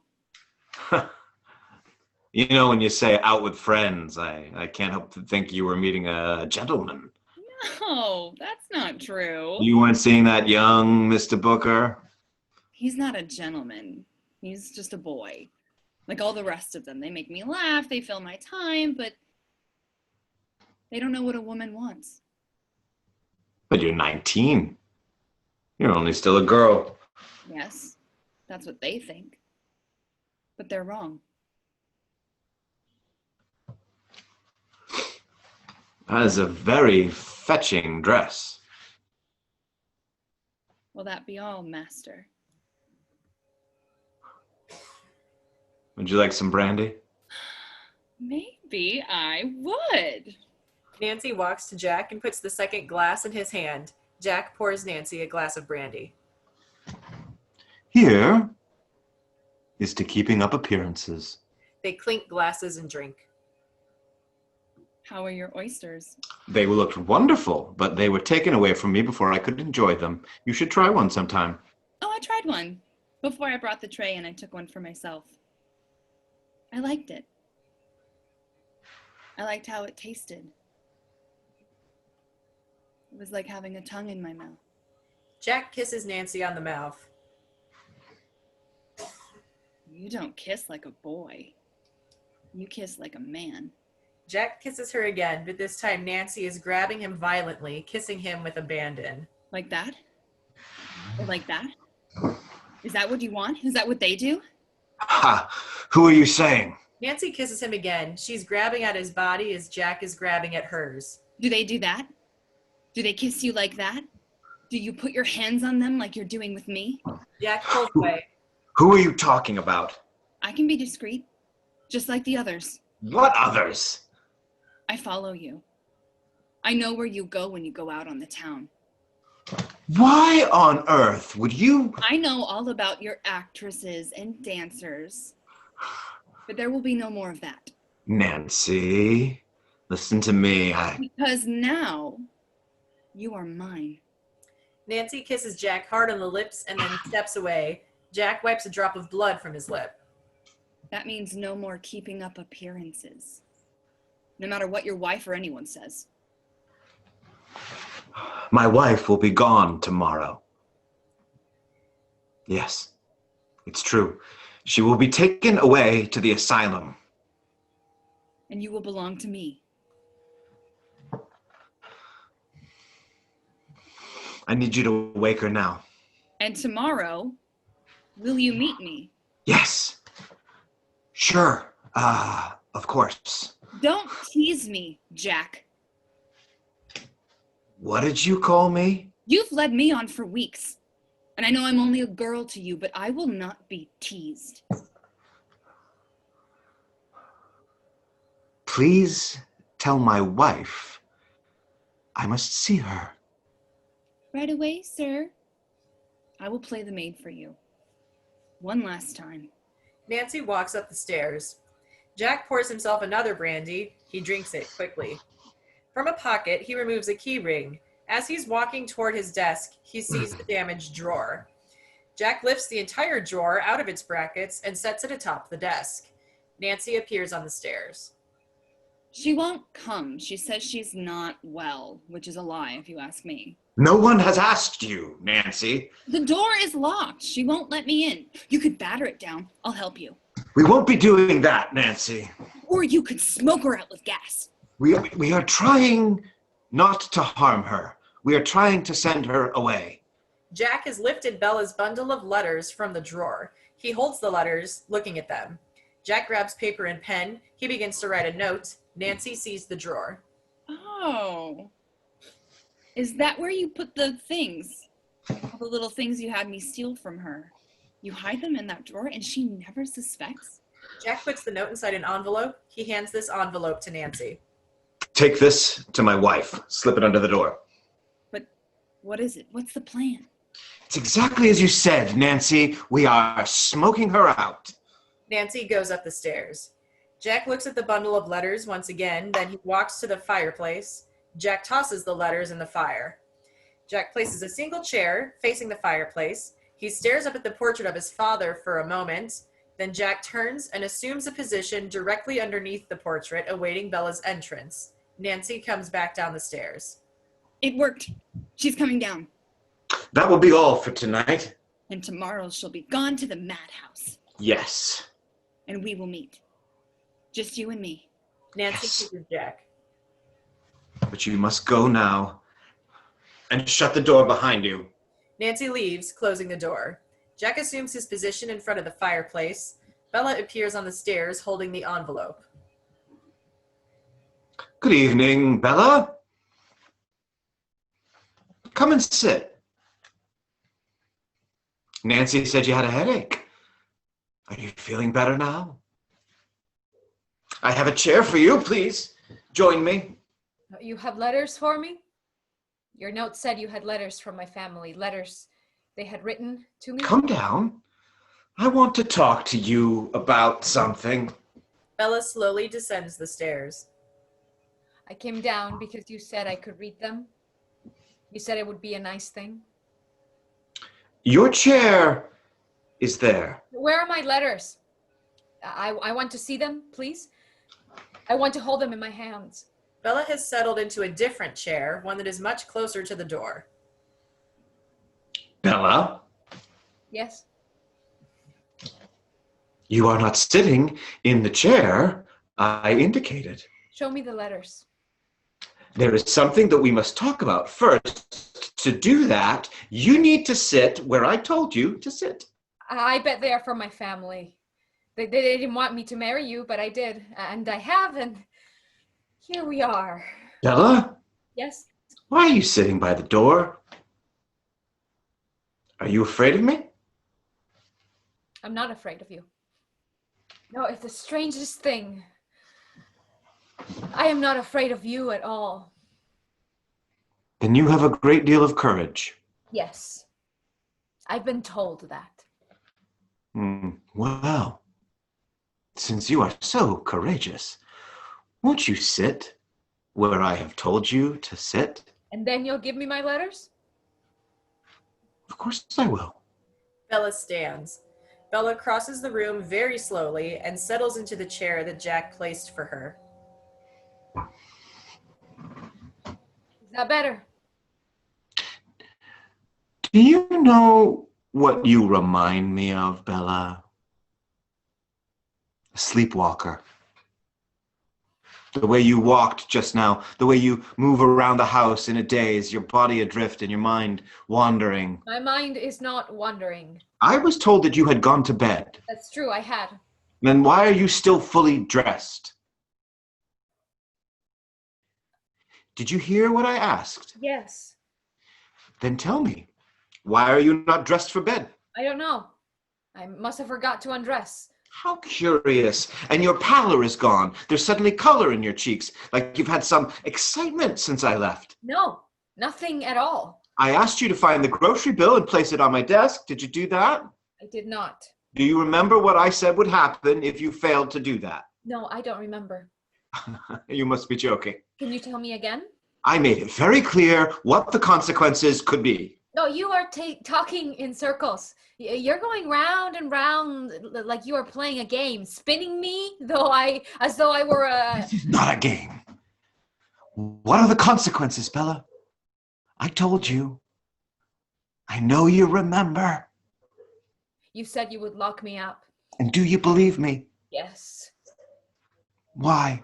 because you have trained me. You have trained me to believe you. I have lived a rich and complicated life, Bella. And experience has taught me that there are two ways of getting what I want. The first is through persuasion. Jack lifts the fireplace poker. The second is through force. Did you open my desk? The locked drawer of my desk? No, I would never do that. Then how do you explain this here? Jack sets the fireplace poker down. Come, look. I won't hurt you. I only want you to see this. Bella steps with caution toward him. She looks down at the drawer. I'm tired, Jack. I want to go to bed. Yes, I know your mind is tired, so tired that it can no longer work at all. And that's what I wanted to talk to you about. It seems you can no longer think, Bella. You can only dream. You can't help it. You have no power over it. No. But you dream incessantly in your sleep. You conspire against me when I'm gone. No. You've done it again tonight. No, I swear to you, I haven't. But look here, in your manic wandering days, you have broken into my desk. You are saying I have dreamed it? I mean, that is your pattern.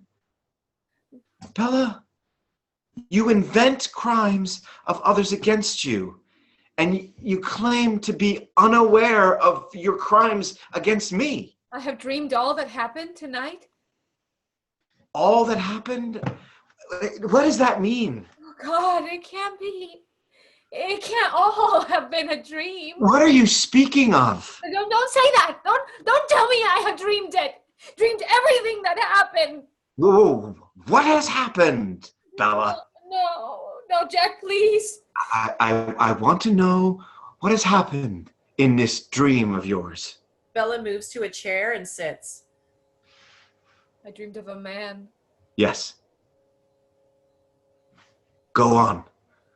I dreamed a man came here to see me.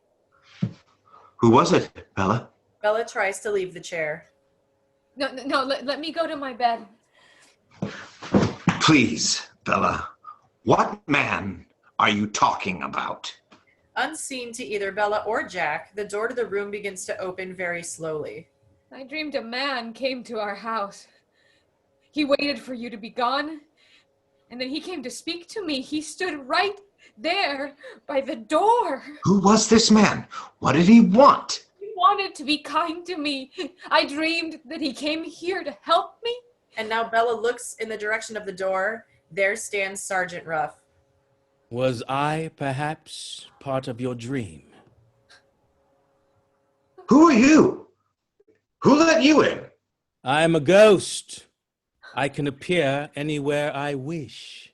What business do you have with us? Oh, none at all, until my associates arrive. Can you see me, Mr. Manningham, or am I an apparition to you as well? Go up to your room, Bella. We'll finish this later. Sweet dreams. Bella walks slowly up the stairs. You are wrong, you know. About what? Your wife. I assure you, it is already finished. Ruff sits in a chair, saying, Might I have a seat? No more games. Tell me your name and what you want. Oh, as a ghost, I have no name. Oh, for God's sakes. But I am able to hover over a house, to hover over a life. I will call the police and I will have you thrown out of here. The police! What a good idea. If only I thought of that. Jack stops and turns towards Ruff. He lifts the fireplace poker as a weapon. Or maybe I will throw you out on my own. Suddenly, the gas lamps go lower. Oh, look, my ghostly friends have appeared. See this light? The way it dims? Those are my fellow spirits come to protect me. Eerie, isn't it?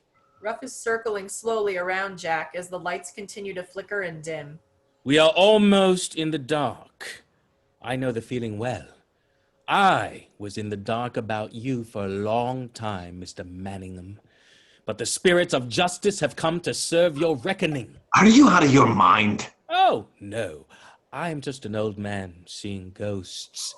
And I see them everywhere, especially in this room. I see an old woman sitting in a chair.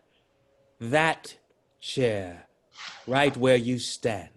Jack removes his hand from this chair. And I see another ghost.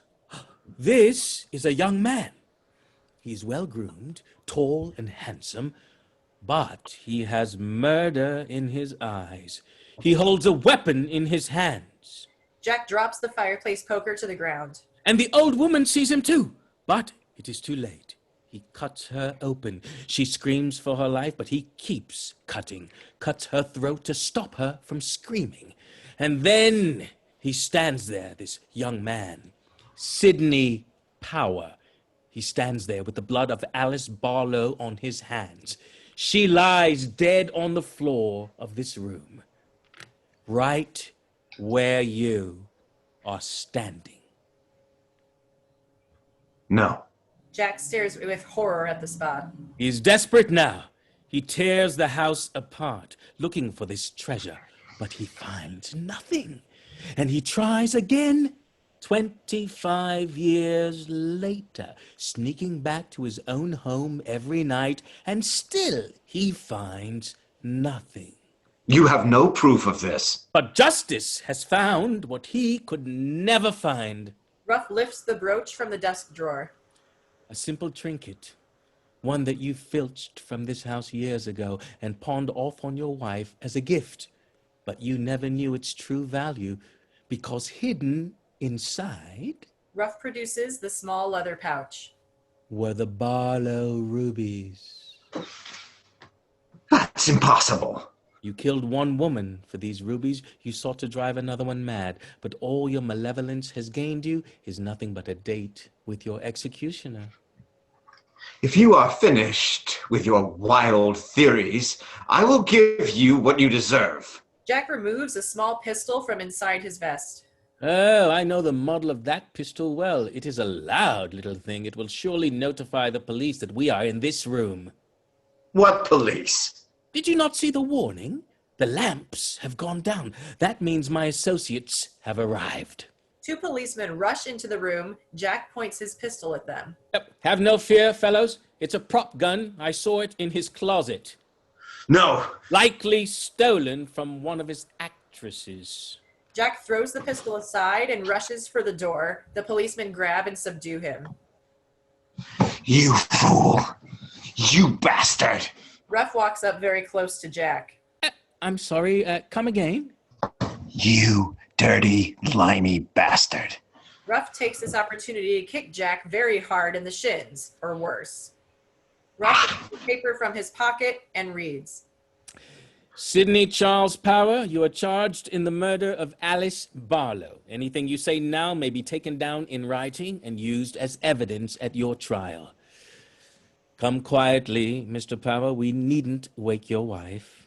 Bella appears on the stairs. What has happened? The best outcome imaginable. Your Mr. Manningham will trouble you no further. But I must speak to him. I must tell him about my dream. You can do that another time. No, please. You can visit him in prison if you like. I need to speak to him now. All right, then. There he is. Say what you need to say. I must speak to him alone. Please, Sergeant Ruff. You can't imagine how many things I need to say to him now that I finally know the truth. Very well. You may speak to him alone. Tie him fast to this chair. The policeman moved Jack to a sturdy chair and tie his hands with rope. Tighter, like this. Ah! There we are. 3 minutes and not a moment more. We will be just outside that door should you need us. I don't want you to listen. I won't. You are on your own, Mrs. Manningham. Ruff exits. The policemen follow him, closing the door behind them. Bella comes down the stairs, moves to the door, and very quietly locks it from the inside. She stands behind Jack. Bella? Say something. Are you there, Bella? I want to know you're there. I'm here. But I can't see you. I am here. We are in our home. We haven't much time. Bella? Bella, please. Bella. Bella, Bella. Smile for your fella. Bella. Bella. We are here together. But now I know the truth. The truth is, it was all a dream. Bella. My darling. Oh, what have they done to you, Jack? Nothing. It's all right. Oh, you are clever, my darling. But what is this all about? It's nothing, Bella. It's a dream. It's remember? Yes, but And you are such a clever girl. So clever to get them out of the room. Now, I need something to cut the rope. they are right outside the door. If you free me, I can go upstairs and I can go off the skylight on the upper floor. Oh, the rope is too strong. There's a razor in my closet. It's in the wooden case. It's on the shelf to the right. A razor, yes. Hurry, bring the case with you. Yes, I'll get the razor, Jack. I'll be quick. Bella rushes to the closet. Knocking is heard at the door. Mrs. Manningham, everything all right? Just another minute. Bella has retrieved the razor case from the closet. Good. Yes. Oh, you shall save us both, Bella. Now, open it and take out the razor. As Bella takes out the razor, something else falls out of the case. It is an ordinary piece of paper. Bella bends down and quickly lifts the paper from the ground. The razor. Bella. It's here, Jack. I found it. The bill. Yes. Now. You see, my darling, I didn't lose it. I told you I didn't lose the grocery bill. Cut me loose, Bella. You must hurry. Bella stares at the grocery bill. Bella? What is it? How did this get in here? How did the grocery bill get inside your razor case? Bella, please. I never opened this case. It was my mistake. I never go in your closet. I must have forgot that I could not have put this bill in there. Bella, you must listen. It was you. It was you all along. The razor, Bella. Use the razor to free me. Bella begins to circle him, holding the razor as a weapon. What razor, Jack? I see no razor. I think it is just your overactive imagination. Stop this, Bella. They're coming. I think you may be going mad. They will be back in. Oh, I know all about that. Just take the razor and cut the ropes. But I can't find the razor, Jack. You know how I am always losing things. Bella takes a swing at Jack's head with the razor. Where could that razor be? Bella takes another swing at his head. I must look for it, or there will be consequences. Bella, please. Could the razor be in your desk? Bella dumps the full contents of the desk drawer to the ground. No, I don't see it. Mrs. Manningham? Or maybe it is hidden in your chair? Bella stabs at the chair with the razor. No, I can't find it. Maybe you keep it behind this painting. Bella yanks the portrait down from the wall. Your beloved father, the one who raised you to be the man you are today. Bella slashes the portrait with the razor. No! Bella! Stop! I know what it's like to need help. Pounding on the door is heard. Mrs. Manningham, it's time. Just one more moment. I know how it feels to be bound with ropes in a room, in a house, in a marriage, in a sham of a marriage. But how can I help you, Jack? I'm nothing but a perfect little silly. Nothing but a sleepwalking lunatic with a busy little mind. Well, here's the dirty secret that no one knows. I have been driven mad. And do you know how I know? Because I failed to hate you. I pitied and protected you. I believed you were my husband and my hopes and my future. And that is madness, Jack. But it is changing. It is changing right this minute. Bella throws the razor aside. Because I am no longer dreaming. I have never been so awake in my own life. Sergeant Ruff, come and take him away. Ruff quickly enters, followed by the policeman. Elizabeth and Nancy enter the room as well. The policemen take hold of Jack, putting him in handcuffs. You're safe, Mrs. Manningham. Take him and keep him away from me. Get him out of my sight before I start to forgive him. Before I start to remember his kindness and thoughtfulness, please. You must protect me from what I loved about him. He will never trouble you again. The policemen have Jack on his feet near the door. You have nothing on me. Quiet. Nothing that ties me to Sydney Power. He will be locked up awaiting trial, but we may still need testimony from you, Mrs. Manningham, and from the other women in this house. They won't tell you anything. These women are loyal to me. Aren't you, Elizabeth? You may count on me, Sergeant Ruff. No, don't believe her. She's lying. No one dare call me a liar. Elizabeth spits at Jack's feet.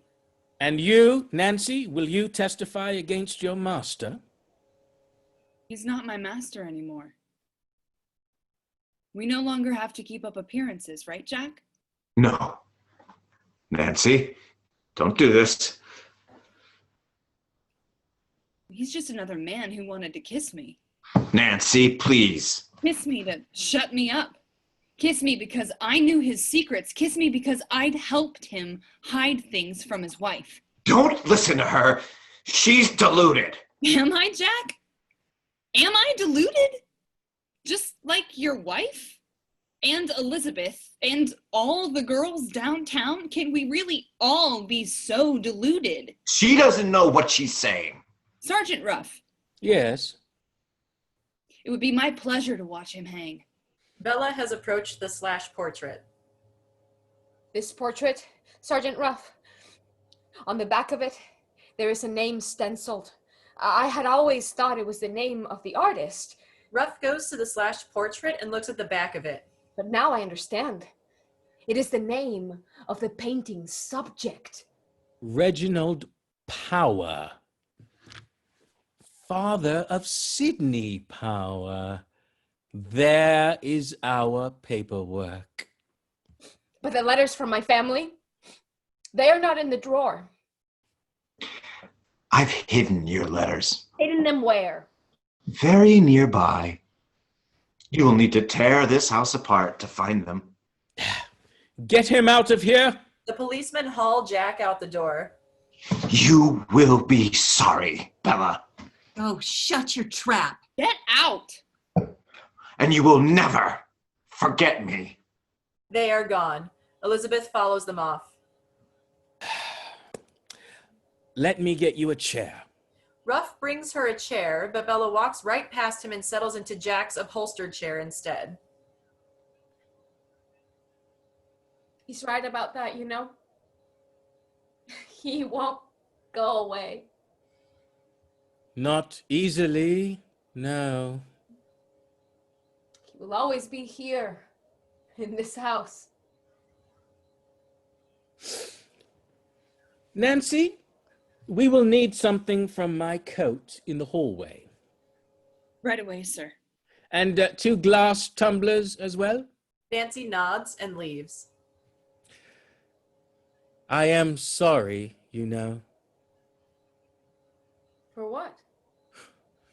I have put you through the very worst night of your life.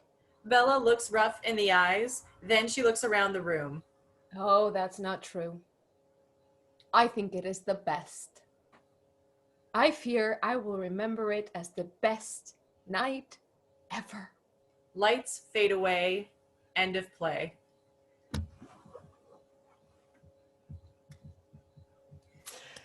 Oh my goodness. Virtual applause to this amazing company of actors. I know you all are cheering at home. Here come the chat. Here come the comments. Thank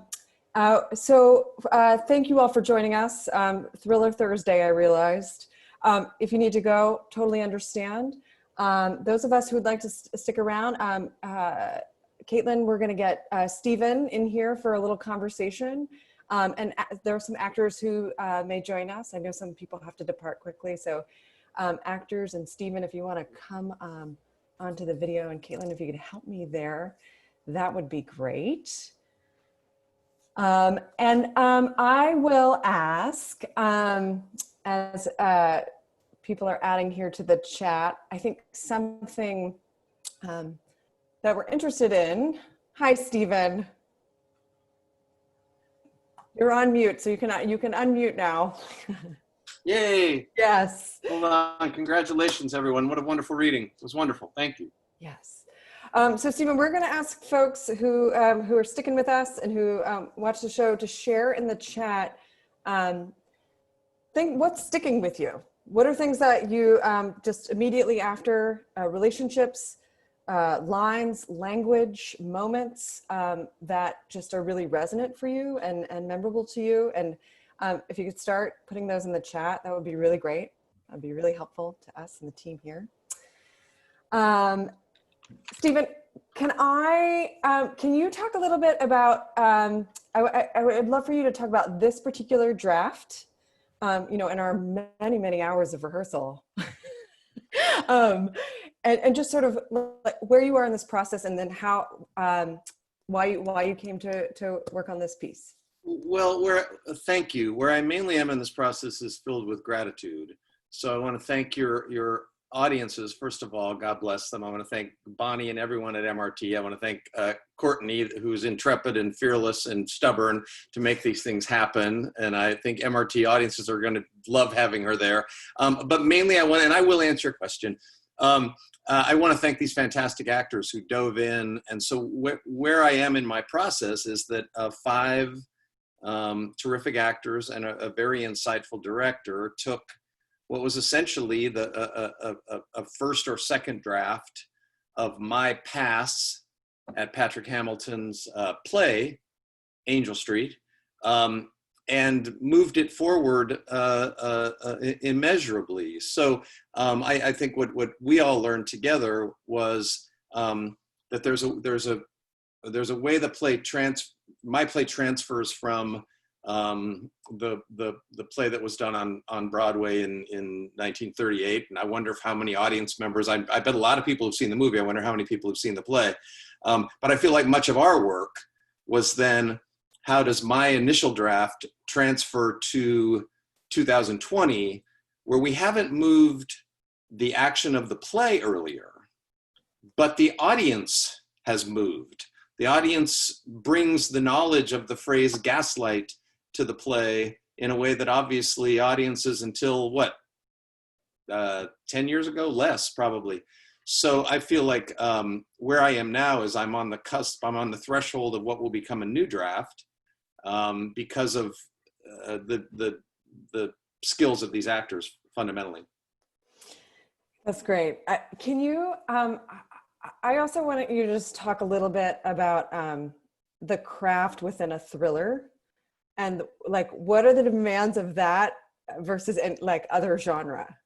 Oh man, I'm not really a skier, but it's like the double diamond or double black diamond, whatever those called. To me, it's like that. I think to me as a craftsperson, perhaps writing a comedy is I still at the very apex of the hardest thing in the world to do, but maybe just under that is to try and wrestle with a thriller. I think I've asked friends, why is nobody writing thrillers for the stage anymore? And some people say, well, TV and film, who are very, very good at them. There's a lot of other answers. My answer is that it's really, really hard. And therefore, being about as stubborn as Courtney Sale, I wanted to try it. So I think I probably got a taste of it. I did a Sherlock Holmes adaptation that was done a lot, but then subsequent to that, I've written 4 or 5 other thrillers. The craft part of it, to me, that's so seductive is that everything is a move. Everything has to add up. There's no, and it has to work forwards and backwards. And you said a great thing in rehearsal with us where you said, I think people love to solve things. Audiences love to solve things. And I think that's a part of it too, is that I like to create a good thriller. And I inherited, let's not make no mistake here, I did not invent this thriller, I inherited this thriller, launches an impossible task for a protagonist. Bella's in an impossible situation. And then the thing it does is it starts making it harder for her. So the play is never trying to solve the character's problem. The play is simply trying to complicate it, and the compression of a thriller, and this is the end of my long answer, the compression of a thriller is the other thing that I particularly love about the theater. If you've seen a good production of Wait Until Dark or Veronica's Room or Death Trap, 5 characters, 1 set, they're locked in. That to me is something that the theater does claustrophobically and deliciously well. Love that. As I see some comments coming across the way, I love folks saying, I knew, Nancy says, I knew the ending, but I still want to see how it played out. And that was one of the things that we talked about, like coming in with a foreknowledge of Gaslight, but watching how this particular journey went. I'm going to ask Chris and Melissa to weigh in on something that someone mentioned, because this came up. Someone mentioned it was Ibsen-esque in moments. And I wonder if you two can maybe talk about that just in terms of what you were finding in the relationship with folks. And then just to remind everyone else, if you have other questions, just put them in the chat. We'll get as many as we can here just in our quick amount of time. Chris, Melissa, somebody want to jump in on that? I love that question. Yeah, I mean, it was one of the first things that we mentioned, right? But I think one of the things that I started to think about is it's literally, yes, it's a similar relationship, but the dials are different, right? And because the genre is different. So one of the things that if we fall into too much like Torvald and Nora-esque, then then the audience may not want to have fun with us when we're going on this ride, and Sergeant Ruff comes into play. So it's about kind of skipping through those people in a way, as truthfully and fully as possible. But yeah, the dials of that relationship are just a little different because we're switching genres. Yeah, I mean, I like it because I feel like, whenever you have a genre, in some ways you're freed up to play almost anything else, right? Because the people have like a framework, so you're kind of like as long as you sort of stay within the thing. And the only thing I'll say other than that is what fun this was, the fun of the thriller, of the genre. I think actually one of the things, it's scary, but there's so much delight. I remember, it's like people go to horror movies to have fun and laugh. I mean, they go to have fun. And it just, in this time, fun is good. Fun is good for the theater. We want to have fun. And when we come back, we'll want to have fun again. You know what I mean? Anyway. That's right. Hear, hear. Steven, someone wants to know specifically why this thriller? Like, it says, what inspired you to rewrite such a classic? Well, I think this is sort of I think of this as sort of the mother lode of just the sort of almost the core thriller. Some of it because of its age, some of it's because of its success. And I had never read it before. I'd never read Angel Street, and I got a copy about a year and a half ago and read it, and I just thought this. I literally was gasping. I was surprised. I was telling the cast some of this today. I couldn't believe the amazing turns in it, and I thought, this is a play that has lasted nearly 100 years. There's a reason for that. This engine knows how to run, and I think it was not unlike adapting Dracula or adapting Sherlock Holmes or something. Is that if you might as well do something hard if you're going to do it, and so this felt like I really think this is the top of the thriller pyramid, and the draft that plays can only be done in the time that the audience shows up, right? So the draft, the version of Angel Street, which is terrific. It has the theater conventions of its time. It has a 3-act structure. It would not sit on us as audiences in the same way. But it was so clear that it's like buying an old house and the bones are perfect in that house. And it might need a little refinish, and then that challenged me to do this. I was writing another thriller that premiered in Chicago earlier this year while I was writing Gaslight, and I felt like it was teaching me every day as I moved to a play of my own invention. Awesome.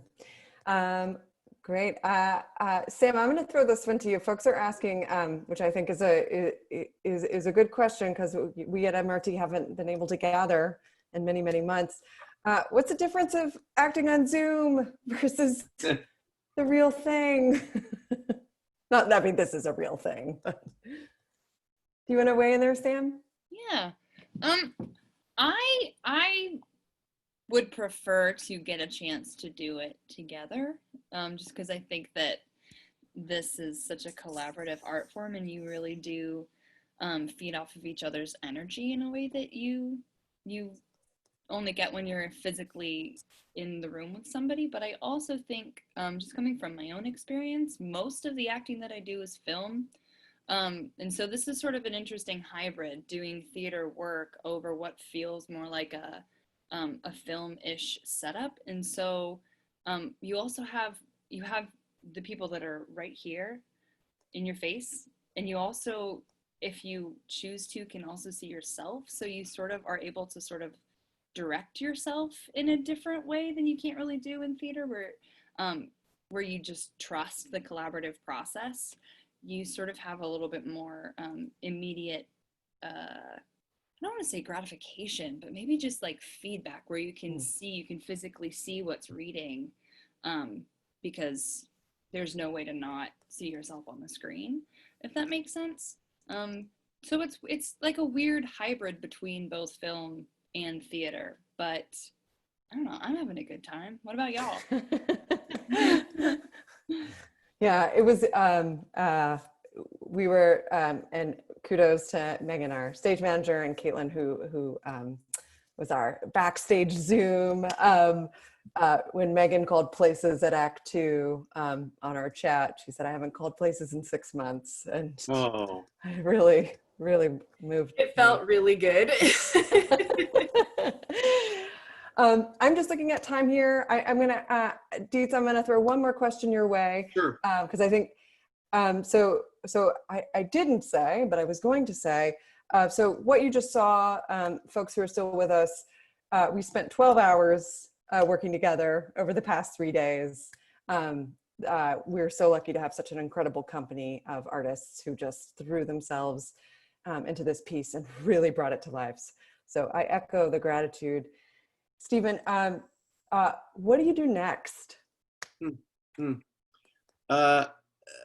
I get up early and I look at these notes and changes I made. The one advantage to this strange, surprising form is that I was able to watch these terrific actors and also sit here with my script and make tweaks and cuts and all of the ongoing work. I will. I've learned new colors to the story is the way I can say that, and some of them have made it all the way through the play. Some of them are fading because there's brand new thinking in my head about the play because of things that these actors taught me. So I feel like there's moments that I sort of put Band-Aids on, or little forced welds or stopgap measures that I will now try to inculcate into the full draft. What I hope also will happen is that I hope audiences who are, if you saw this and you don't want to put a thing in the chat room or whatever, if you want to shoot Courtney an email with any thought, big or small, please let me know. You're the first audience to ever see this play. And ever hear this play. And so thank you for that. And you have a rare opportunity to impact this play with thoughts, feelings, anything that you, and I'm a glutton for those notes. It's my job to sort through them. So I'm newly recharged about this process thanks to MRT and this group of artists. Excellent. Well, I'm sorry that we didn't get to everybody's question. I want to thank you all again. We're going to do this again in October, October 22nd, with a new play by Trista Baldwin. That's a new play set at the holidays, which we need more of those. And it's a comedy called The Rise and Fall of Holly Fudge. I think it's going to be big fun. So please come back and join us then. And thank you for being a part of this first reading of Gaslight and this first look. And we are done. Everybody have a great night. Thank you so much. Thank you.